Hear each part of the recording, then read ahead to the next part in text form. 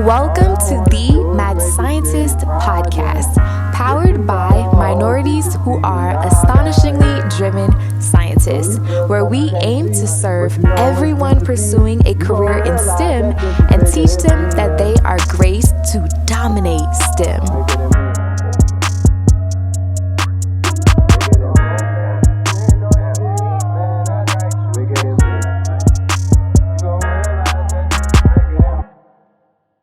Oh my gosh, I am so I can't even say that many souls. I'm so excited to be back with you again for yet another week. Thank Jesus we made it to another week and yet through another month. This is the month of May, and I just want to say I am just praying that you guys have a beautiful month of May, that May just brings you new beginnings, new blessings, and you just find more about yourself, you discover more about the world around you, and yeah, that everything is just beautiful. The flowers just start blooming up in all areas of your life, from the rain that you've experienced in previous seasons, that you finally start seeing things flourish for you today and for this month of May.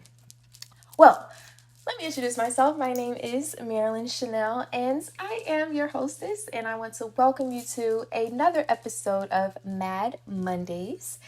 And Mad Mondays is powered by Mad Scientists, aka minorities who are astonishingly driven scientists. Probably should have said that in the reverse, but yeah, there we go. But Minorities Who Are Astonishingly Driven Scientists is a nonprofit organization that aims to serve underrepresented minorities in STEM and let them know that they are graced to dominate STEM. So, without further ado, we are going to go ahead and get into this episode. And as you can see by the title, the episode for today is Slay Your Giants.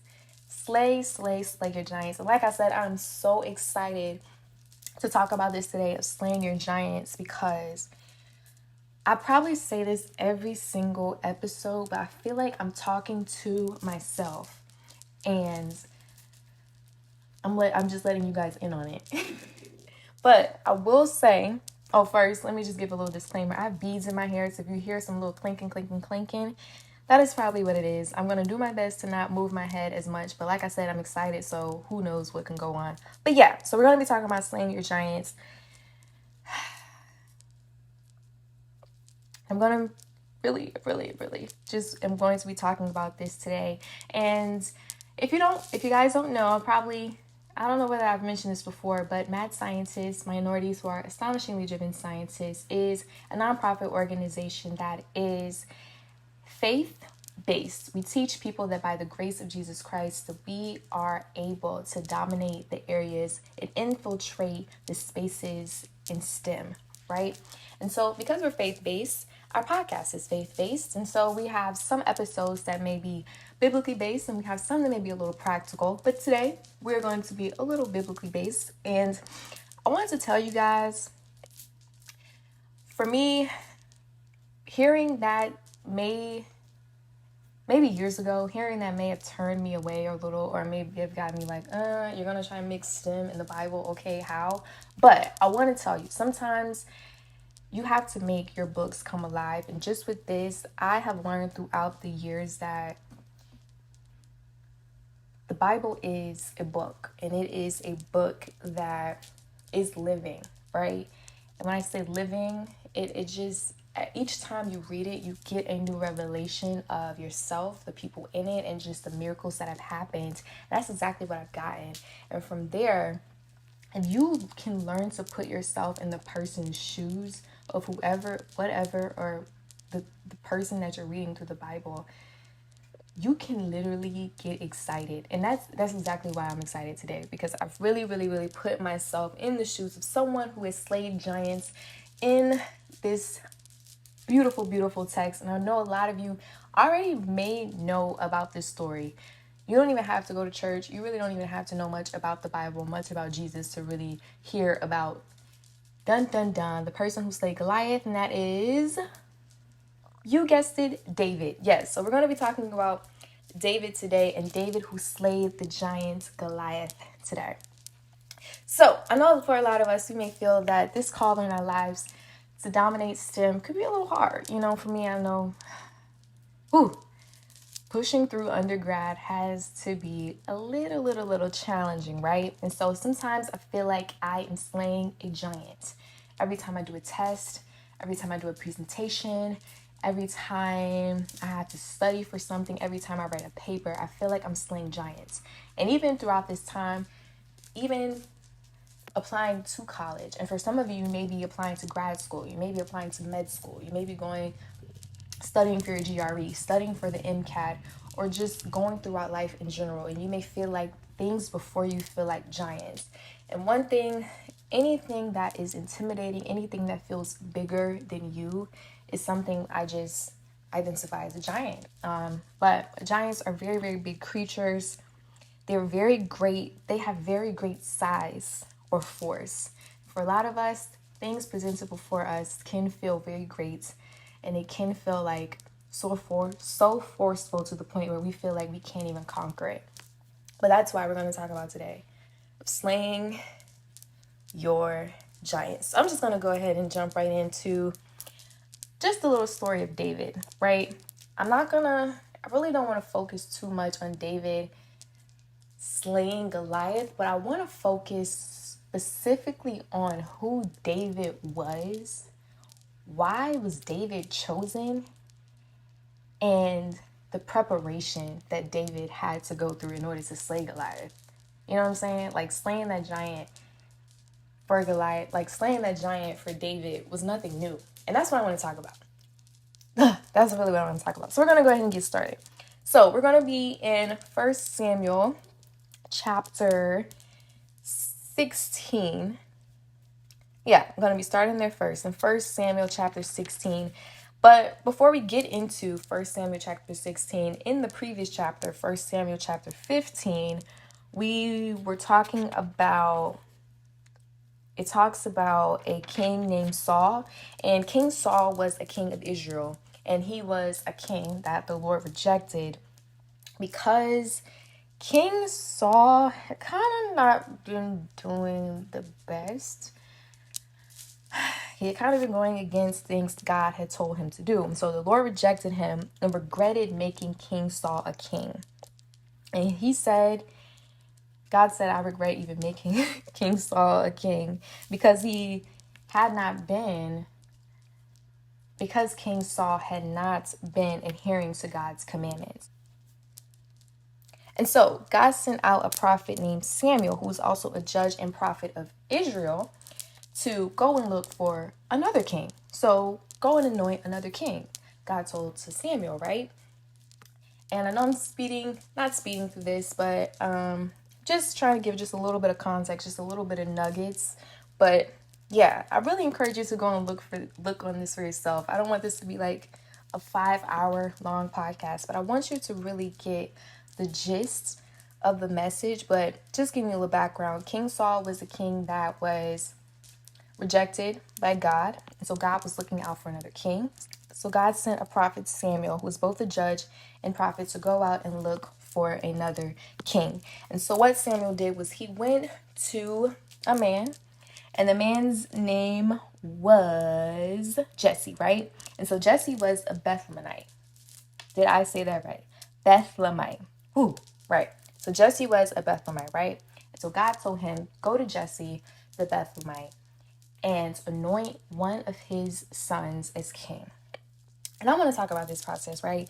So Jesse has a lot of sons, a whole lot of sons.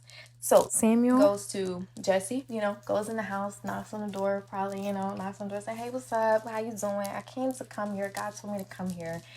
And boom, I have to anoint one of your sons as king, right? And now we're in 1 Samuel 16. So David goes to, I'm just so excited. I'm already talking about David. So Samuel goes to Jesse and he looks at Jesse's sons. So he goes to the first son and he says, surely.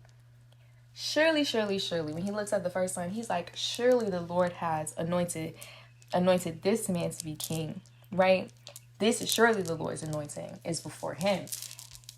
And after he said that, in 1 Samuel 16, Verse 7, the Lord said to Samuel, do not look on his appearance or on his sight of his stature, because I have rejected him. For the Lord sees not as man sees. Man looks on the outward appearance, but the Lord looks at the heart. And so Samuel's just like, okay, all right. So Samuel goes to the second son, says the same thing. Okay, surely God's anointing is upon him. God's like, nah, not him. Rejected him. So he goes from son to son to son to son. And I'm pretty sure, and like when I was saying in the beginning, you kind of got to put yourself in the person's shoes. Imagine if you were in Samuel's shoes and you're going to pick a king and you're like, well, dang, which son is it? I done went through 4 or 5 sons. Which son is it going to be? So Samuel went through son after son after son. He finally went through 7 sons. And after all of them, God said, nope, not him. Nope, not him. Nope, not him. Didn't call him. Reject him. No. God has said no to all of them. And then after getting to the last son, he asks the dad, which is Jesse. And he's like, well, just give me the short version. Do you have any more sons? And Jesse's like, yeah, I do got a younger son. He works out in the field with the sheep. Jesse's like, okay. Yeah, I got a younger son. He works out in the field with the sheep. And Samuel's like, all right, well, go get him. And so when he comes in, you guessed it. Yep, that's David right there. David walks in. Samuel's like, this is the one. That is exactly the one that God said would be anointed as king.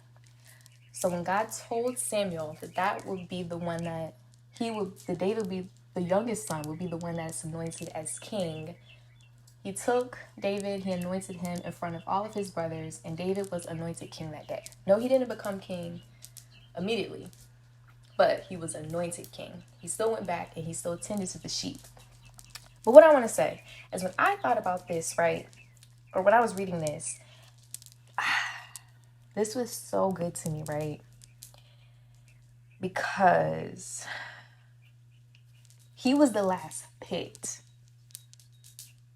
Are you hearing me? He was the last picked. And for some of you, I just want to tell you, you are the perfect candidate. You are the perfect candidate. David was the last picked. And for a lot of us, we're called to high places. I started this podcast because I wanted people like you who are listening, who feel like you are the last picked. You may feel like you may be the first in your family that's ever going to graduate. You may feel like no one believes in you. Sometimes you don't even believe in you. You may not come from a wealthy background, a wealthy family. You may come from a broken family or no family at all. Your parents may have died. Your parents may have left you. You come from a small city. You may come from a rough background. People may not even expect it to be you, and you may not even expect it to be you. But that's exactly why I wanted to come here and tell you, you are the perfect candidate. Imagine after going from son to son to son to son and feeling that after all those people got picked, well, all those people were rejected, I was the last one to get picked. But that's exactly the person that God needed. He wanted that one, right? And he said, I'm not looking at the outward appearance of any of those other 7 sons. I want him. Yes, the one who's outside taking care of dirty, stink sheep. I want him. And for a lot of you, after all of the things that I just said, after all of the things that I just named, if you feel like you have all these things against you, you're the perfect candidate. You may have started school late, you're the perfect candidate. You may have failed, you're the perfect candidate. You didn't pass the MCAT, you're the perfect candidate. You may have had a baby in college, in high school, you feel like a failure, you're the perfect candidate. Whatever you feel like is stacked against you, and people may not even expect it to be you, you may not even expect it to be you, but you are the perfect candidate. Now I'm going to talk about David, right? And we're going to speed up a little bit, and we're going to go to David and Goliath and talk about David and him getting ready to slay Goliath, right? And when David came in, he had came in from taking care of sheep. So David was used to tending sheep, protecting them, feeding them, caring for them, right? And I want you to stay stay on this, right? Keep this in your head because we're going to come back to David and how him taking care of sheep really, really, really mattered. And I'm going to relate this to where you are now. So just stay with me. So we're going to talk about David and Goliath, right? So Goliath was a very, very, very tall man. Goliath was used to fighting, right? He was used to war. He had been preparing for this and fighting in war since he was a child, right? And so Goliath was 6 cubits in a span, and 6 cubits is about 18 inches, and a span is about 9 inches. So Goliath is about a little over it. And I was looking this up. What is this, like, trying to do the math, right? So he's, please don't judge me. So he's a little bit over 8 feet, right? So he's very, very tall. I was looking for the height of David. Couldn't find it in the Bible, but what we can know is that we probably, or we can guess, and come to the conclusion that David is not that tall, right? He wasn't even just being honest, he wasn't even in the picks to be somebody who was king in the beginning. So I'm pretty sure David probably may have been a little small, may not have been as tall as his other brothers. And so you guessed it, he's not even as tall as Goliath, right? He is someone who doesn't have as much as David and isn't as big as David physically. And so David is on Israel's side. So David is on Israel's side, right? And Goliath is on the Philistine side. And so they are about to have a battle, right? And so all the men of Israel on David's side, they're about to have this battle. When they saw Goliath, they fled from him. They seen how big he was. They seen how powerful he was. They knew that he had been fighting this thing since he was younger. And they fled. And a lot of them were afraid. But oh, no. Not our man David. In 1 Samuel 17, verse 33, Saul, remember the king that we said that God rejected? He's still king at this time. David is not king yet. He was anointed as king, but he is not king yet. Okay? But stay with me. So Saul said to David, "You are not able to go against the Philistines to fight with him, for you are but a youth, and he has been a man of war from his youth." So he's saying that David is so small. He's a child. And Goliath is used to fighting, and David isn't. But let me tell you something. Let me tell you about the savage David, right? So David, in verse 34 says to Saul, and I'm gonna just put this in how I read it. You know, like I said, you gotta read this as if you're in their shoes, right? This is how I read it. So David said to Saul, this is how I picture David responding to Saul. A, I used to keep sheep for my father, right? And when there came a lion or a bear and took a lamb from the flock, I went after him and struck him and delivered it out of his mouth. And if he arose against me, I caught him by his head and struck him and killed him. So I struck down both lions and bears, and this uncircumcised Philistine shall be like one of them. For he has defied the armies of the living God. And so what David is saying is that he's used to this.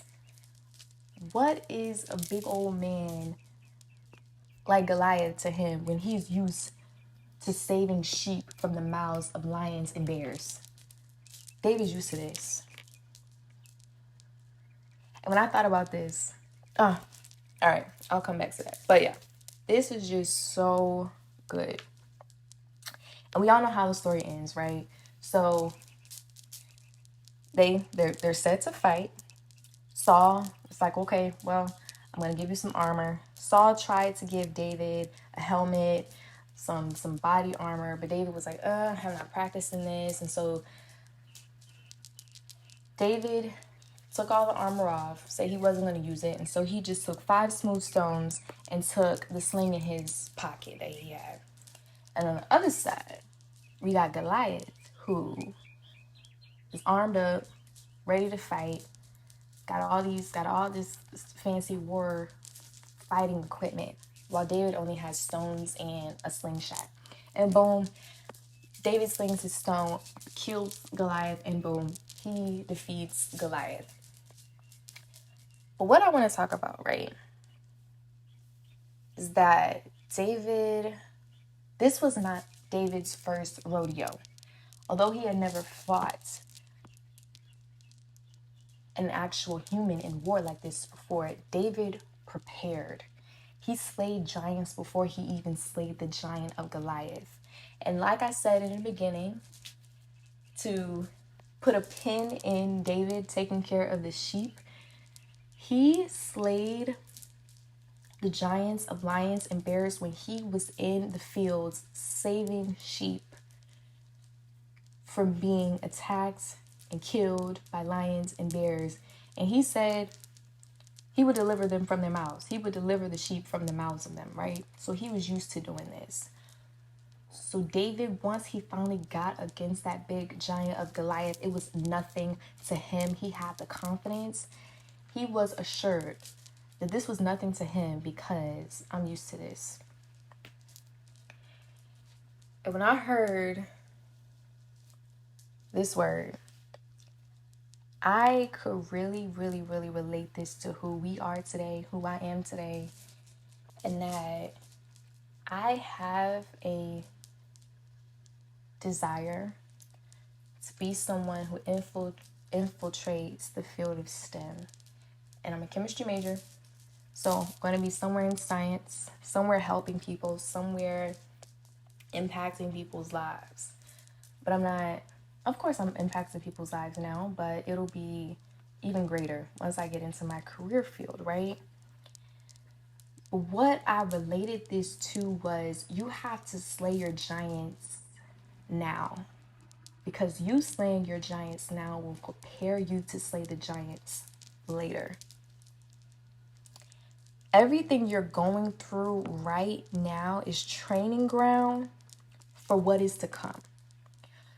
So, little David, pretty sure he never even knew that he would be somebody who would be fighting against a giant like Goliath. But he was in the field. He was in the trenches, right? He was in the field, slaying them. And that's what prepared him for that moment. When eyes were not on him,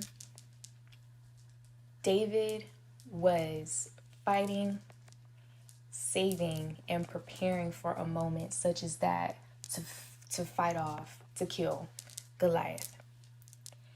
He was confident because he had everything he slayed in the field. Everything he slayed in the field prepared him for that moment. Not only that, but the Lord was on his side. And I want to let you know that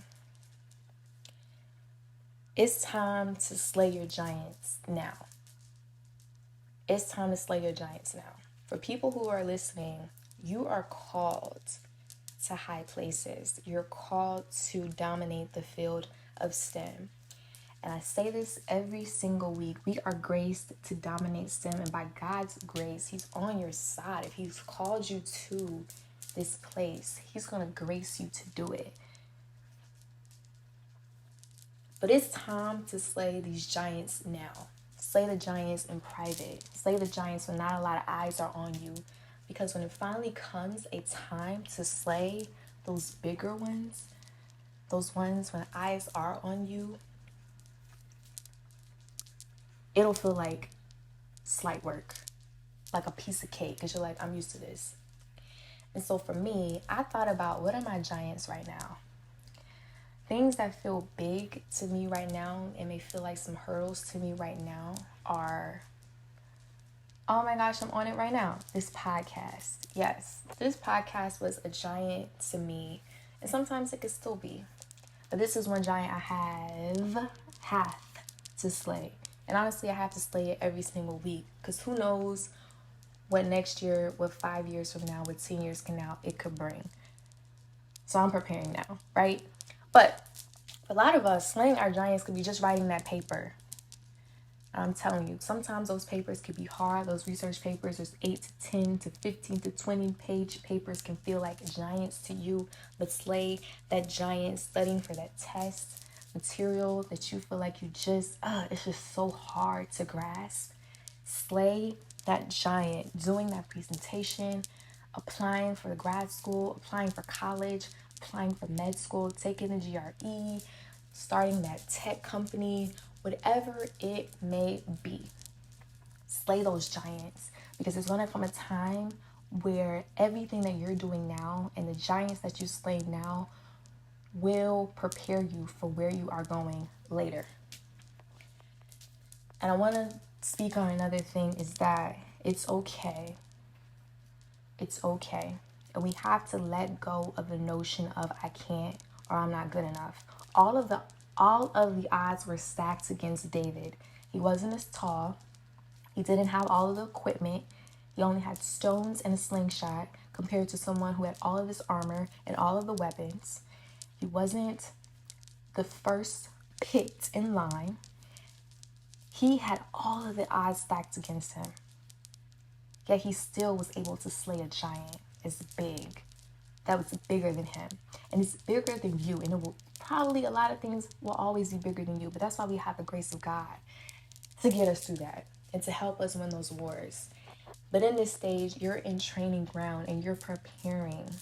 And so that's why I wanted to tell you guys, it's time to slay the giants now. And don't get so hung up on the equipment you don't have. You think you started late, you're feeling bad, you think, oh my gosh, I failed. Whatever you may feel like the odds are stacked against you, believe me, you can still win. And you're still able to slay your giants. So, all I gotta say is, and I want to repeat it again, you're the perfect candidate. You are the perfect candidate. Slay your giants now. Nobody may be looking. A lot of people may not be watching, but believe me, later on they will be. So right now is training ground for you to prepare. So slay your giants. And remember, we are graced to dominate STEM. We know that we are called to the area of STEM, and I want to repeat it every single time I come on here. And that is, remember that you are graced to dominate STEM. Slay your giants, because the giants you slay now will prepare you for the giants you have to slay later. This has been another episode of Mad Mondays. I am Marilyn Chanel, and I want you guys to follow us on Instagram at Mad Scientist SC on Instagram, and also follow your girl Marilyn Chanel at Marilyn Chanel on Instagram as well. Let us know, what are the giants that you have to slay in this season, and what are the giants that you feel like you're going to have to slay whenever you get into your next season or whatever field that you're called to. So I want to know, what are the giants that you have to slay, and how are you working to slay them? So boom. So just know you're the perfect candidate. Slay your giants now, because they are going to prepare you for the giants you have to slay later. I just want to say thank you so much for listening. I feel like every time I get on here, I'm just a new person or a new version of me.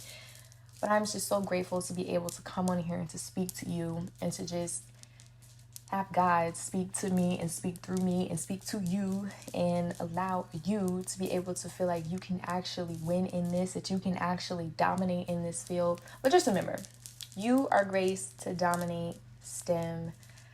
I love you. I'm thinking about you.